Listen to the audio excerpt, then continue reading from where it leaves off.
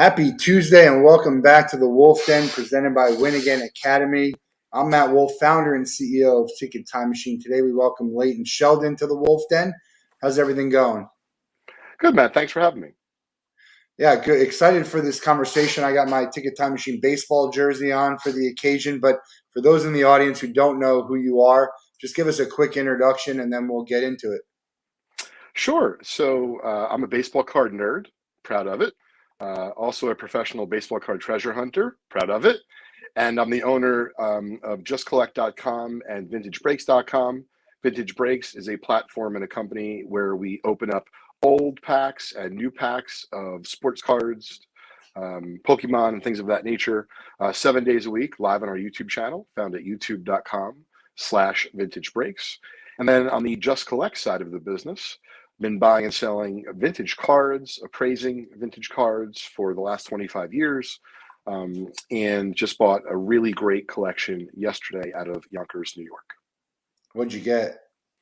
A collection from the 1930s that's been the same family for about 90 years, including hundreds of Goudeys from 1933 and 1934, including a Babe Ruth and 2 Lou Gehrig's, amongst dozens of other Hall of Famers. Really excited to go through it. And so when you buy something like that, personally, what do you do that for? Are you hoping to just keep it because it's cool, or is it something that you're trying to find the value in it and resell? Oh, sure. I'd love to do that for myself personally, but no, this is what I do professionally.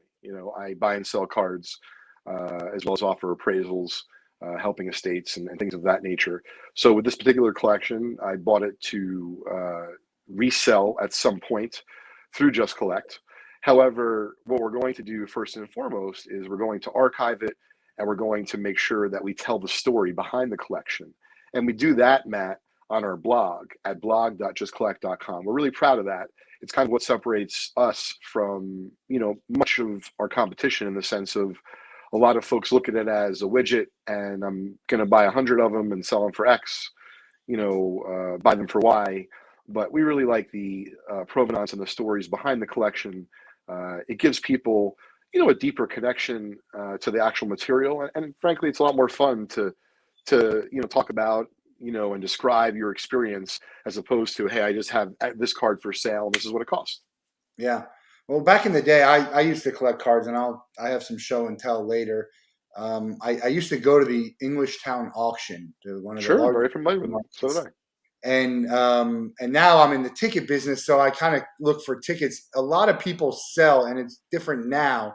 They sell just, I got to get rid of this stuff. Let me just sell a whole big thing and a whole bunch of tickets and a whole bunch of cards. Back in the day, you used to, and you probably still can today, but back in the day, people didn't, they just wanted to get rid of it. Now I think people are understanding that there's some value behind this, so it's a little bit harder to just get a huge block of cards that have such huge value that people don't necessarily know about. But the ones that do, is it just that they don't want to be bothered? I mean, what's the motivation in someone has to know that there's a huge value to a set of 1930s baseball cards, right? Oh, no, these folks were absolutely aware. And, I talk about all the time. For me, as someone who buys these cards and tries to secure them for resale, it's actually much easier for me, Matt, to have a higher chance of, if you will, success and buying a collection from someone when they're more educated as opposed to less. Because when people don't know about what they have, take out the word baseball cards. Hey, my uncle left me an old piece of furniture. I think it's worth a lot of money. My aunt left me an old pin collection. I think it's worth a lot of money. Meaning everyone thinks what they have is generally worth a lot. I don't know where you're from, but I don't find it that easy to buy collections cheap. So the Right. way that we would develop a reputation is we're dead on balls accurate with our assessments and our appraisals. And then if folks decide to sell, we're highly competitive with what we pay versus what we think something's worth. And we found with this particular family that the competition, if you will, that we ended up beating out for the collection, and we purchased it, was, even though they made a somewhat competitive offer, they never told the family what their cards were worth. They just told them what they would pay. And I always go back to, and I love my dad, but my dad can be a tough cookie in terms of business. And so my dad would never sell something without, if at the very least, having a rough understanding of what it might be worth, in the secondary market, or at auction, whatever the case may be. And so It's a lot easier to deal with folks who've done some research and done some homework versus someone who has something just randomly that they found, they bought, and they got lucky, or they inherited, because there's really no making logic or speaking reason with them. They don't really want to understand, nor do they. And so that way, if someone has a little bit more of a background, it's easier to connect and deal with. Yeah, I love the good My Cousin Vinny reference earlier. Mhm. And yeah, it's, people generally think that their stuff is worth more than it is. Is that accurate to say? Yeah, I mean, I would say that along with, probably the same is, hey, my card is mint, I swear. Yeah. And, it's how it came out of the pack. But the reality of it is, Matt, that even though the card might have been removed from the pack with gloves in an isolated, space off of Alaska, and no one, has seen it for 32 years, it doesn't necessarily mean that the card was mint the day it was made. There's very specific parameters for the condition of cards and Yeah, for how it's grading. And centered, right? I mean, I got business cards, a stack of business cards that not all of them would be mint nine. I mean, I have some eights and exactly, some sevens in here, and that's a exactly. professional business card. So Mhm. sometimes it's just the luck of the draw there. What do you do more of, Just Collect or Vintage Breaks? I mean, is Just Collect is your business, Vintage Breaks is kind of just an offshoot of that? No, they're both incorporated. They both do millions of dollars a year in revenue. It's just that Vintage Breaks came from a passion. It wasn't started off as this is an entrepreneurial project, and I think that this business is going to be wildly successful. It was really with the passion of opening up old packs of cards live on YouTube, and no one else was really doing it. Even though people were opening up packs of cards, they tended to be from the current year or the previous year, primarily. And so, I just come from the vintage world, so they both take my time up equally. In fact, we're actively hiring for both. So if you want to drop me a line, my email is flashing across here. I see on the screen, Leighton at Yeah, justcollect.com. We're hiring for a number of positions. great. We do a learning LinkedIn session where we have people who are looking for work. So I'll let you know when the next one is. We've had some great candidates come through the events that we do, and so hopefully we could find some good people for you. Well, That'd be great. I'm an old school guy, so I want to start from the beginning because that's really what I know of in the card collecting world. How did this start for you?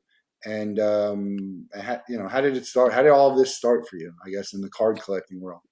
Sure. I collected baseball cards as a young kid, but before that, I played baseball. I really wanted to make the major leagues. Like I think many of the kids, I can't speak for today, but many of the kids around me growing up wanted to be a big leaguer or play professional football, whatever the case was. And that love of baseball turned into more of a love of sports. And that love of sports, coupled with um, a little bit of a curiosity about business at a young age, led me to collecting cards. And the reason why I say it in that fashion, Matt, is because generally very few people start off buying and selling cards to make money. You start off collecting. I can't say the same as for today, but at least for when I was, collecting cards, that was the case. And so, if you take that, an early beginning of a passion for sports, coupled with the love of cards and a little bit of a curiosity of business, and then through my teenage years, I was buying and selling cards, for extra money, whatever the case may be. And then I went to Rutgers College, where ultimately I graduated in 2000. But while I was in college, I not only bought and sold cards, but I also worked for Johnson and Johnson as a financial analyst. Their world headquarters is in downtown in New Brunswick, which is where Rutgers College is. And so I really got a nice balance in terms of seeing the corporate world as well as hustling and being, someone who was buying and selling cards, regularly, whether it be on America Online or the early days of eBay.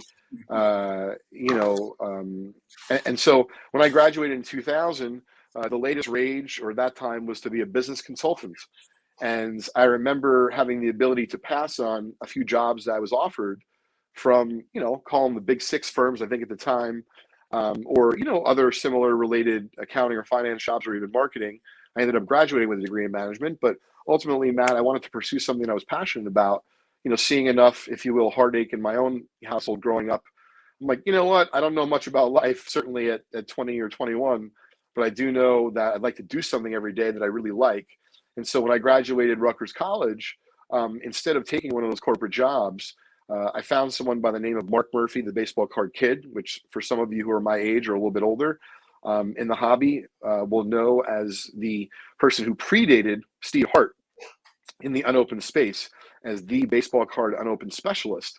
And so for 2 years after graduating, I effectively ran, let's say, the operations for a very small 3 to 4 person business. But, he was doing a few $1 million a year in sales. I was doing something that I really loved, basically getting paid about the same amount of money, Matt, that I would have made working in corporate America. The thing is, I don't really want to do that. So I was able to then, on the side, because he was dealing with wax boxes, I could buy and sell singles. So that was very helpful financially early on. And then from there, I went to a big auction house in New York called Leightons. Great group of folks, and was under the mentorship of Josh Evans, may he rest in peace, and Mike Hefner for about 4 years. When I left there, I was a director of acquisitions. And what that means to your folks who are listening is that if someone would call up Leightons and they had an item that they wanted to consign, i.e., we would sell it for them and take a fee, unless it was if something specific or very high end of nature to go directly to the owners, I was kind of managing that influx of leads. And so what I saw from that, Matt, was the opportunity for the long tail to be addressed. And that's why I left Leightons. I wanted to be an entrepreneur. And I also saw, I thought, a business problem that needed to be solved, which was all these collectible items, cards, memorabilia, tickets, so on and so forth, mostly of the vintage variety, were being sold that were $1,000 and up through catalog auctions. And so before the likes of PWCC and Probstein 123, which for those in your audience that don't know are big eBay consignment sellers, Just Collect was actually a big eBay consignment seller before both of those companies, with the idea and the notion that this long tail wasn't being addressed. And it turns out we were right in the sense of there was a lot of volume to be had. And we had a bunch of really cool technology early on where people could track their consignments, off of eBay, and there was a lot of fun new stuff that we brought to the eBay consignment space in the sports realm, and we kind of had to morph that business and change within a couple of years' time. And the main reason for that was competition. So as competition came in, we thought the consignment rates that we were charging as a firm should be going up steadily, meaning 15%, then 18, then 20, whatever the case may be. And instead, because of competition, the rates were being forced down. So 15 and 12 and 10. And I just didn't really like the long-term prospects of being in such a tight margin, high volume space. It's a lot to manage. I wasn't passionate about doing that in particular. And so we decided to flip-flop, and we changed over a period of time. And instead of doing 80% consignments, 20% buying and selling, we started to focus on buying and selling, and ultimately phasing out most of the consignment business from Just Collect. Fast forward from there, we've now done about $50 million in sales, in buying and selling of vintage cards for Just Collect. And then on the vintage break side, we started about 40 years ago. We're one of the biggest breakers out there in that we break 7 days a week. We bring that baseball card shop experience to your home on YouTube. And if you like old cards, we're definitely going to be your cup of tea, because even though we do open up some of the 19 stuff with Zion or the 20 stuff with LaMelo and a great quarterback class, we really like the stuff we love is the 80s and earlier, 86 Fleer basketball, 77, 76 Topps football, and it just goes back from there. But how much of those unopened boxes and packs are out there from 80s and earlier? I mean, certainly not an unlimited amount, but like I think they can say about oil that it's running out, no one knows when it. So yeah. I don't know when it's running out, but I'll keep you posted. So I got a lot to. I want to go back to a few things you said. First of all, my dad back in the day was a headhunter for the Big Six when it was actually the Big Six, and people don't even know. Now it's the Big Four. But my brother and I, we were collectors, and every Hanukkah we would get a basically cards would be our thing. We'd get the new set, whatever came out for baseball. And we started out in, I think it was 84. I have some sets here I'll show, but I think we started out in 84, and then we'd also get unopened boxes that we would, open and collect and kind of trade. But to your point, we collected it. It didn't even care about what it looked like, because we were playing cards with cards, right? Cards for Sure. cards. So we're throwing these things around, and they had no idea that if it was to be of value, that it needed to be, in perfect condition, which is a huge. I mean, it's a huge difference if you start looking at the prices. I was just looking online, the difference between a 10 or a near mint, and then even just an 8 or a 9 could be thousands of dollars for these higher end cards. Yes. I got stuff in some cases, but here, so this is a 97 Donruss baseball set that I got. And then back in the day when I used to get the sets, I would write like the players on there that I thought, and the number that they were, that I thought would be good, that would be worth something. And I have like Corey Snyder and Mattingly written on here, and Sure. Obadi McDowell, Ron Darling, all of these worth I next remember to them. nothing today, right? Yeah. Which is crazy. And then we had some unopened box. So this is really the only unopened box of worth anything is an Upper Deck. I don't even know why 1990. I still have It's it. 1990 Upper Deck hockey. Yeah. Why do I still have it? I don't know. What is it worth? I guess it's just something that I have. And the funny story I have for you is and I think I told you this. Oh yeah, first year Skybox basketball. Love it. My friend and I convinced our parents to buy a case of these. Oh wow. To think that it was going to be like the next big thing. I have about Sure. 6 or 7 unopened ones in there, and now they're worth, I don't know, $25, maybe. Yeah, probably worth a little bit more, $50, but yeah. Yeah, $50. So it was just funny. My friend and I we thought this was going to be the next greatest thing. Of course. Yeah. But why didn't it do better? Because there were so many. It's very simple. Things were expanding. They made a lot. It never got consumed, even though the demand actually has been decent in recent years, just because they did have great card designs. They made a lot of that stuff, Matt. A lot. Yeah. So there's too much supply. That's it.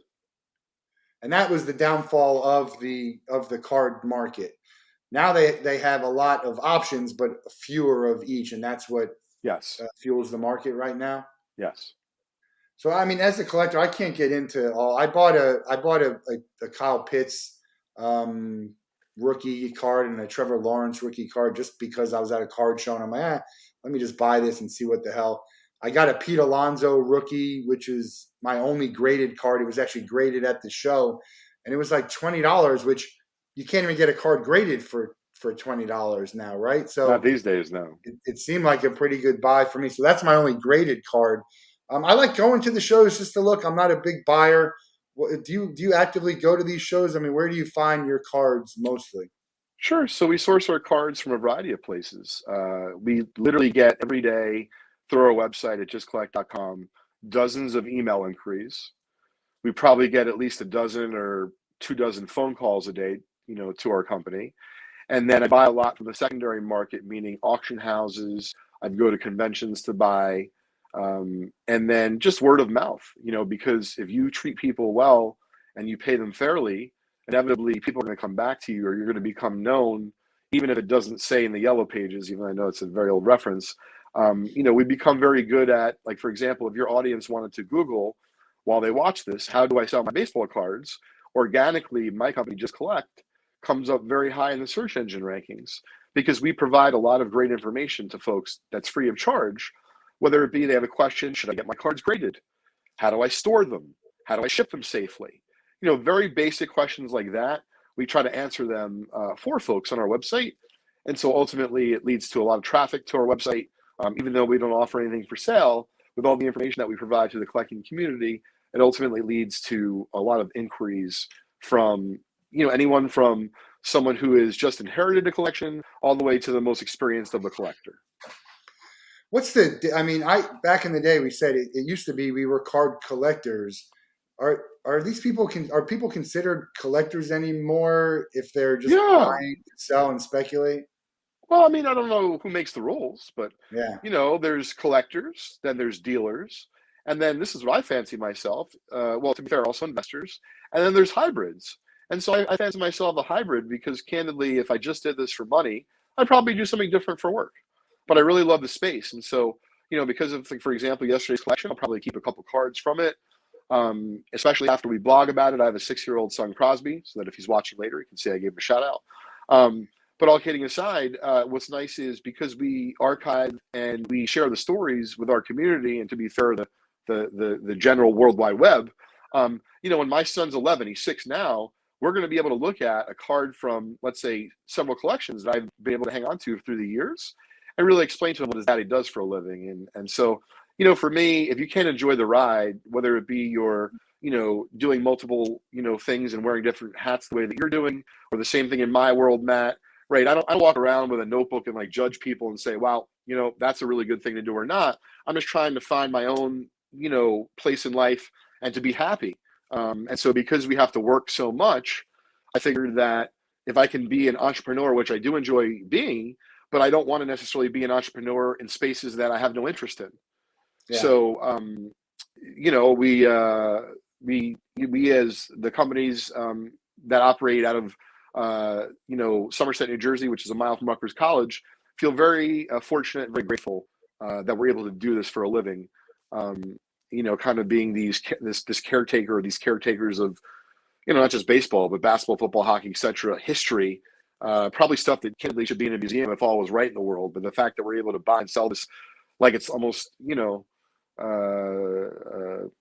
it's a gift, and I feel very fortunate.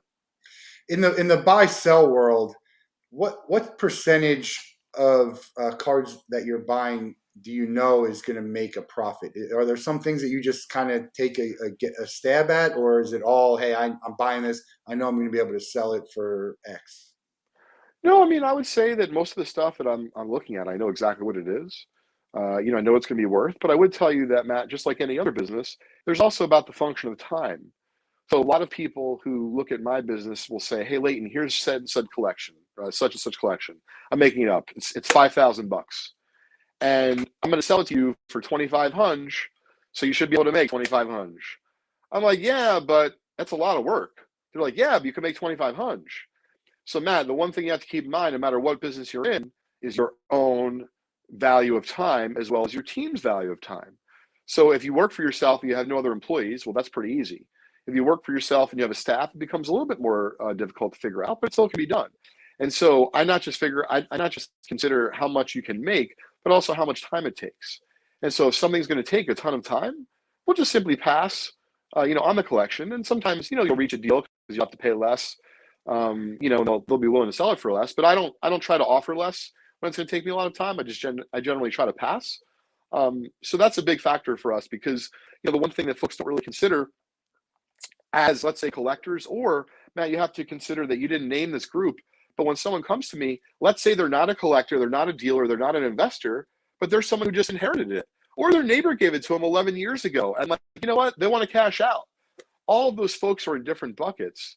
And so, in terms of like how you deal with them, it's not a one size fits all. So you have to just try to do the best you can to, hey, assess what they have, figure out if it's a reasonable proposition, based on my experience. And if we can make some money and have it be a reasonable amount of time, great.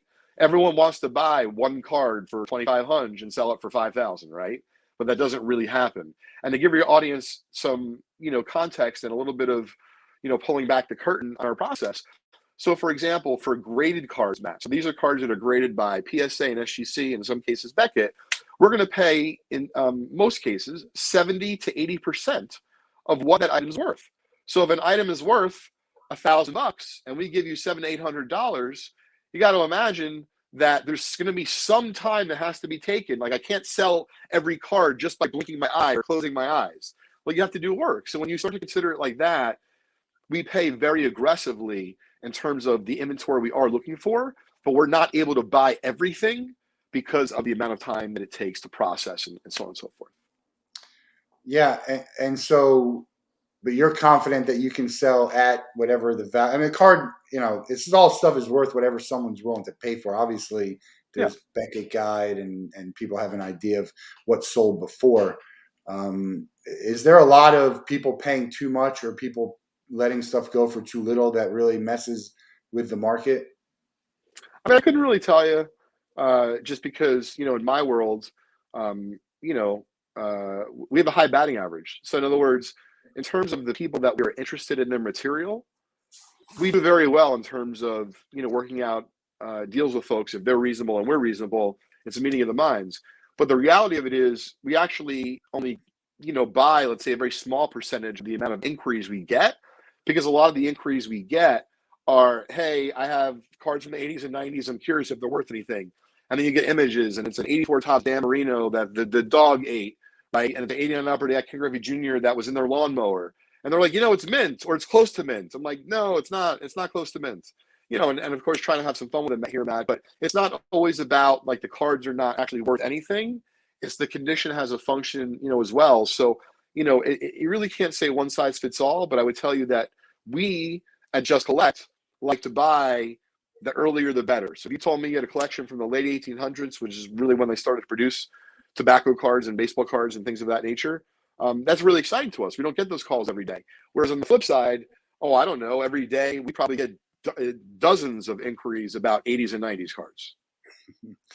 That's my sweet spot, the 80s and 90s. Do you buy ungraded stuff or no? We do. We do pay a little bit less for ungraded cards. We typically pay 50 to 60%. Although, for example, the collection yesterday was all ungraded, but it was from the 1930s, so we paid 70%.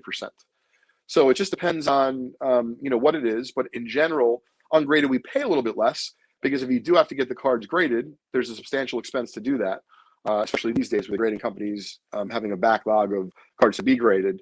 So you have to plan on selling most of the cards. If you buy them ungraded, you have to sell them ungraded. What's your favorite story that you've gotten from someone you've bought or even sold? Sure, I You would have say one that one sticks one of out? one of my favorite stories, and you can read about it on our blog at blog.justcollect.com, is the Fairy Godmother collection, and it ended up getting picked up by a number of outlets, and I think Forbes was the one who coined it originally, the Fairy Godmother, if I'm not mistaken. But effectively, it was a godmother from the Boston area who, when she had passed away, had hundreds of T206s, which are those little tobacco baseball cards from the 1910 time period. And there were dozens of Hall of Famers, but amongst the prized cards was an Eddie Plank, which, although not as rare as the Honus Wagner, was still highly coveted, very rare, and highly valuable. And so we were not only able to appraise that collection, but we were able to purchase that collection. And ultimately, that Eddie Plank alone sold for about $30,000 in the condition that was in. But when that woman had passed away, she really didn't have any family. So she left that collection to her godchildren who, were like, hey, what are these cards? And so to think about someone that wasn't really that tight with her family, but she had no family of her own, and the way these folks became caretakers for it, it was quite amazing. So we called it the Fairy Godmother collection because this family ended up cashing in on this little treasure trove of baseball cards, probably this high, in if you stack them all up, but obviously worth a lot more in terms of value. Yeah, you mentioned Honus Wagner. I was on a webinar at some point this year, and Ken Golden was a panelist, and he just casually brings out a Honus Wagner card. I think it's probably like a 2 or a 1, whatever. There's how many are there out there that people know? There's about 60. 60? Yep. Yeah. I mean, what would you value the amount of cards that were thrown away or ripped up or torn from people's collections and lost? My friend, at the time, his sister ripped up a McGuire, the USA card, which was worth a decent amount of money. That was back in the day. I had a Robin Yount rookie card that I just can't, I have no idea where it went. It went behind the dresser and was never to be found. I mean, is it millions and millions of dollars worth of cards are just lost and Tens of millions. Tens of millions. Yeah. And people are like, I wish I would have kept, this. I hear that probably 11. I probably hear that 11 times a day. Do you have anything that you wish you would have kept that you remember having, or? No, well, other than things I bought and then resold, too early, no. But I do wish that growing up, I had the knowledge that I had today. Oh man, I would have killed it out there. Yeah, because the stuff was so cheap. The stuff was so cheap as a kid. I didn't realize I would have put all my money, into it. And the tobacco cards and early Gowdy Ruths, all that stuff is really appreciated. The even the ticket world, which is the tickets have gone nuts right now on as a collectible. I have a bunch of tickets. I didn't start collecting as many as I would have as early as I would have liked to, and I had them. I mean, I collected them, but I have them somewhere I can't find them. but I'm a collector. Like I don't. If someone offered me $500 for a ticket I got for the Rams game, and I said no, I mean it's worth a lot more to me than There you go. $500, and that's kind of how I feel about maybe my cards. Like here, I have a Gretzky rookie. It's I don't know. I don't think it's in the greatest condition, but it's not terrible. And I have an Elway rookie, and Sanders and Stockton. I don't know what would you suggest to someone, like why should someone sell these? Oh, sure. So here's the thing: we don't try to convince people to sell their cards. I know that. I'm just saying. But why would you tell someone to sell? It's not that you should say, but in general, talking about the card market, why should someone sell, and why should they stay on? Why should they hold them? What's the value in it? Oh, sure. So, I mean, you're asking a lot of questions, and I want to try to answer it succinctly, for your audience, so they don't, get bored to sleep. But in terms of why someone should sell something, candidly, you probably should talk to your significant other or your therapist as to why someone leads us to do anything like that.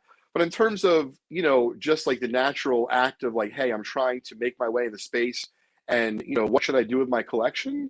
That's what we get a lot more of, Matt. In other words, hey, I have these cards from the 80s and 90s specifically, and I have, like the cards you mentioned, I have an Elway rookie, I have a Griffey rookie. So I'll tell someone, Matt, I'm going to try to do a little role play here. I'm going to pretend you've called our company Just Collect, and I'm your Time Life operator who's standing by. Hey, Matt, how's it going today? How are you? I'm great. So, yeah, exactly. So all kidding aside, what I would say is, hey, Matt, it's been great getting to know you. What I'd like you to do is, right, because, time is money. I'd like you to send over what 5 or 6 of the best cards you think you have in your collection are. And you might say to me, well, Leighton, I don't know what they are. And I would tell you to guess. Or I would tell you to, if you're the 80s and 90s, Jordan, Griffey, so on and so forth, right? It's funny, Darren Ravel is just texting me right now. We talked this morning about his ticket collection amongst some other things, and he's a big ticket guy. So anyway, Matt, getting back to center, what we're gonna tell you is get us over some of your information in regard to your best couple cards in your collection. Let's assess them as far as condition, and then I'll let you know what we think they're worth. And then we figure out from there. Honestly, Matt, at that point, we might just share the information with you and tell you we're not even interested, but here's some great free information. We might tell you here's some great free information, and by the way, if you're interested in selling, this is what we would pay for them. But we never tell people like you should sell or you shouldn't sell. But what I would say is if you have things that should be graded and you're not sure, we have some great articles on our website at justcollect.com entitled, Should I Get My Cards Graded? I can't answer it quickly on your show, but in a nutshell, if the amount of money you're going to spend on grading is going to return that hopefully plus at least 15%, then you should get the cards graded. Yeah, the trick is, how do I know if I should get my effing cards graded? And so the reality of it is, Matt, it's going to take a lot of time if you're going to do it yourself to figure out. Or you could reach out. And by the way, there's plenty of folks beyond Just Collect. Just Google, how do I sell my baseball cards? Or how do I know if I should get my cards graded? Or you can go to a place like psacard.com. And if you want to geek out on your lunch hour, you can read all about the specs for each level of grade. So Gem Mint 10, Mint 9, Near Mint to Mint 8, Near Mint 7, X Mint 6, so on and so forth. So that way, instead of just reaching out to someone and saying, hey, my cards are mint, you're like, you know what? I do see some wear on that corner, and maybe my cards aren't perfect, but I still think they're pretty good. My point is that in terms of what to do, I don't think that I have a blanket answer, but in terms of how to do it, I was trying to give you that, which is whether it be you have only a handful of cards, you have a lot of cards, reach out to an expert, trim it down to your best few, and then figure out what kind of value you're talking. Because the way you were describing, Matt, what if the best 5 or 6 cards are worth $83? And you're like, you know what, man, I don't need $83. I'm just going to put them back in the fishing tackle box that they've been in ever since Uncle Billy gave it to me. And I'm going to just go on my merry way. Yeah, I mean, I was thinking more like even if I just talk about mine, like the Gretzky is worth, I don't know, somewhere between $500 and $1,000. It's a Topps card. I don't know what the sure. grade So is. so let's do this then. I really like making content. This is a live environment, so it's not going to be that easy to do. Yeah. After we sign off, you send me a picture of the Gretzky. I'm going to tell. Are you on Instagram? I am. Yeah. Great. So give me your Instagram handle. And then we'll figure out a way to do it on Instagram, and we'll tag you in the show and the appearance and the whole thing. And we're going to tell people what we think it's going to grade. We'll ask for the general opinion of the public, what they think it's going to grade. And then we'll tell you where you should get it graded with. But likely you should get it graded and probably PSA, but I reserve judgment until I see it. Yeah, it's curious. Like people, it's funny because I'm a collectible guy, so some of this stuff is really always going to be worth more to me than whatever money someone can pay to it. Maybe not Exactly. necessarily the Gretzky, but I have signed baseballs that my dad gave me, and that ticket to the game that it's 20 years that I've gone to. But you see a lot of people selling off stuff that because they need money. It's kind of sad. People selling championship rings and stuff like that. It's I think you see a lot of that in the collectible I market. mean, listen, if we want to get philosophical, I only have a minute or two left, but I like bringing up topics that especially elicit response. I don't agree with you. I don't think that it's sad that someone sells things they need money. No. No, I mean, I personally don't. I think that if you have no other opportunity, what are you supposed to do? So if you can work, great. But a lot of people are having trouble, let's say, working or finding difficulty, right? So if you're talking about something that you inherited, that's a little bit easier unless you have sentimental attachment. If you're talking about something that you earned, which you might have been alluding to, meaning like a ring or a watch that you earned, I totally get it. But you got to understand, if you read the stories between the lines, a lot of these athletes, they don't want their estates to be deciding what to do with their proud accomplishments.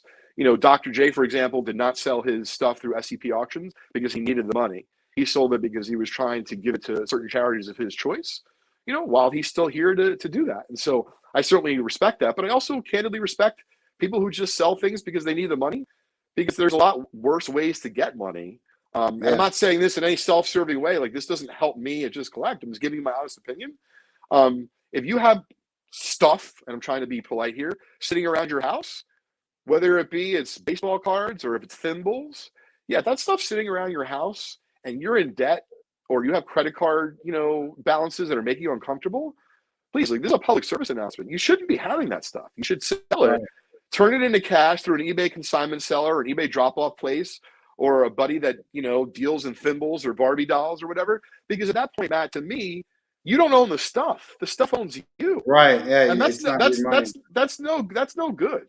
So I just, I wanted to say that because that's what I was thinking when Yeah. you brought that up. I agree. What I meant was sort of like the people who made a ton of money and then made a lot of bad decisions and lost all that money and now they have to sell this stuff. But I do agree with Sure. you. There's no shame in selling. So you need money. You have stuff to sell. No, I That's had an episode. It's funny you bring up No Shame in Selling. So I have my own podcast talking just specifically about cards. And one of the episodes, just a few, because we just hit 10 recently, it was entitled, or like, I don't know if it was entitled, but one of the themes was there was no shame in selling. And I myself was talking about, from my perspective, that, hey, like, I can't just buy. Even though I do a lot of business, you have to understand there is selling happening. So I started to describe to people where I'm selling, some things I am selling. So that way you can understand, like, there is no shame in selling. It's just a necessary part of, of the process. Yeah. We actually did this with no fanfare. Today is actually my 150th episode of the Wolff Den. We Oh, wow, had very I exciting. was trying to Congratulations, figure out. Matt. I ran out of time to try and figure out and do a whole big thing in a post, but Well, I tell you what, I'm going to leave you with this because I got to run in a minute. I want to sponsor your 150th episode. And what I'd like to do is do something on Instagram where we're going to get people to follow you and to follow Vintage Breaks. And they're going to have a chance to win a $150 break credit from today's episode, your 150th. So congratulations, Matt. That's awesome. I appreciate that. All right, we got a couple quick questions and then we'll let you run. Sure. What is your favorite card and your most valuable card that you own personally? Sure. So my most valuable card that I own personally, I am not going to disclose. And one of my most favorite cards that I own that is very valuable, but is also super cool to talk about, is a precious metal gem of Hulk Hogan. It was a special card put out by Upper Deck, number 125. It's graded PSA 10. It's only a population of 5 in existence with that grade. I don't know what it's worth. What I paid for it was a few $1,000s, and what it may be worth is some multiple of that, anywhere from 5 to 20x. And I don't use that lightly. I've had people solicit me because I put it out on social media that I just own it. And so that's why when you're asking my most valuable card, you have to understand that there's information, right, in our world that people are like, wait a minute, Leighton has this? Yeah, Now I know, so you gotta watch get, yourself. You gotta be careful. I get it. Taking value aside from it, give me one card that you would love to have if you could have it. I mean, I don't have a Honus Wagner, so I know that's probably a cop out. I've brokered a few, I've held a few in my hands, but to me, that's not only the pinnacle of the entire industry in terms of the most important card. It's highly valuable. And I'm reading a book right now. I think Dan Gutenberg is the author. It's the second baseball book I'm reading to my son, but it's about Honus Wagner and traveling through time and the tobacco card and touching it. You travel back in time. It's really cute. And so when I was at Leightons, this is my second job out of college. I had the good fortune to meet a family at the Atlantic City National Sports Collectors Convention that had a Honus Wagner T206.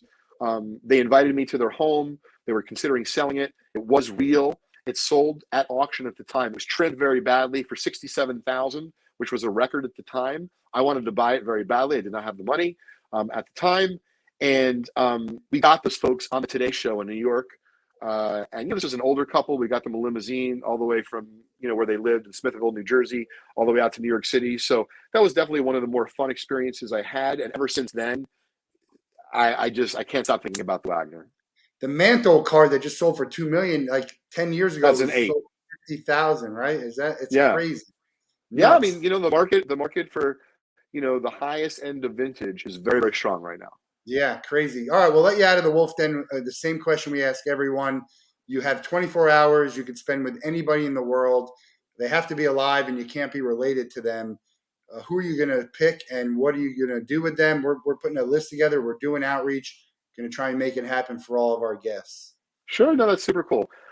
So I certainly have to contemplate it for at least a second, because I think that I don't want to use my big wish in a very fast, quick, hasty way. You said it can't be family. Can't be family. They have to be because we had someone say their dad or their sister or their wife. Sure. Yeah. Plus, I assume you can make it happen to hang out with your family. Yeah, I mean, I would say that, and this might be crazy, but like someone who kind of like lives off the grid, like a monk who lives in the forest, who meditates 16 times a day, because like to me, listen, I've and certainly have not like rubbed elbows with all these folks, but at least virtually, I've opened packs with a lot of cool dudes, former players, former athletes, personalities like Gary Vaynerchuk, Pete Rose, Emmett Smith, Ricky the Dragon Steamboat. And so, all those folks, what I learned is they're all human. So like when you put aside all the noise, what I really like to see is like, holy, I can't believe what made Pete Rose so good is like the guy has an impeccable memory, and you can see he probably ate, breathed, and what, with baseball for God knows how long.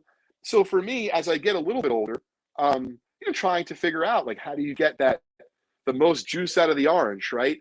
So I'm trying to get the most happiness I can out of my life, and I don't always believe it's continuing to scale my business and grow, because at the end of the day, right, when we're gone, are we going to measure like how much we did in sales in 2011 or 2023, or am I going to look at the overall package of, hey, I was able to spend extra time with Crosby and my wife, and so I guess I'm just doing this all subconsciously, right? Because I didn't know what you were going to ask.